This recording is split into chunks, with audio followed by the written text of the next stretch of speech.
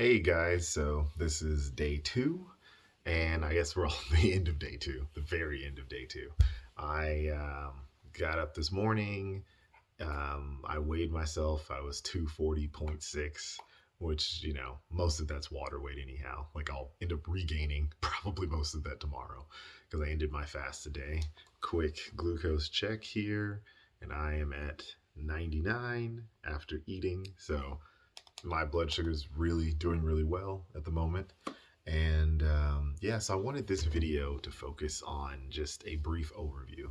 It always annoys me when you look at a recipe or a YouTube channel and someone doesn't just give you the basics right off the bat, right? So I wanted this video today to focus on that. This is going to be a generalized overview of the top 4 things that you need to know. And then I'm going to do a series of videos diving deeper into each one of these subjects. But thing number one, if you're pre-diabetic, diabetic, and this is type 2, right? You want to avoid sugar. And that's obvious. Everyone knows to avoid sugar. So that's thing number one. Just cut out all sugar from your diet that you can. No donuts, cakes, cookies, all the obvious things. Thing number two is you also want to avoid carbohydrates. That one is a lot harder to do because in the body, when you eat any sort of carbohydrate, your body takes it, transforms it into sugar. The final destination is sugar.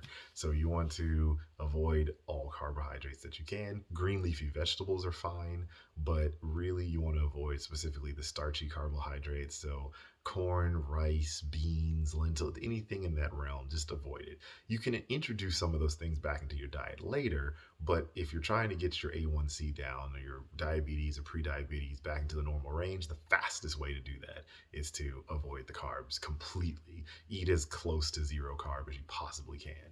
Um, Unlimited green leafy vegetables. Like, you don't have to have them, but you can eat them limitlessly without concerns of raising your blood sugar.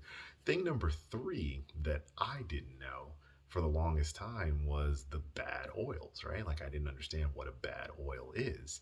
And so it's basically any vegetable oil. It really surprised me to find out that vegetable oils are not natural. And I was like, wait, huh? So they take corn, right? To get corn oil or soybean oil, it takes way more soybeans and way more corn than a human could possibly consume at one time. And they press them together and it produces a vegetable oil. And this stuff is highly processed and it's terrible for you and it leads to insulin resistance. The no sugar and the no carbs are pretty easy to avoid for most people, but the bad oils are almost impossible to avoid because every restaurant that you go to is using some cheap form of vegetable oil, right? And so I get this question a lot, and people say, well, what about avocados? And it's like, well, avocados are fruits. And then people say, well, what about olives? And I'm like, well, olives are also fruits. So coconut, right, is the fruit. So you can have fruit oils. Fruit oils are perfectly fine and healthy. You should only have animal fats or fruit oils. That's it. The only oils that I consume are butter, ghee, coconut oil, olive oil, avocado oil, right? And you can have some nuts sparingly, but you don't really want to be consuming nut oils either because they can be inflammatory. Um, my last tip to like just cut to the point is fasting. So we covered the first three is what you eat, right? But how often you eat also affects your blood sugar.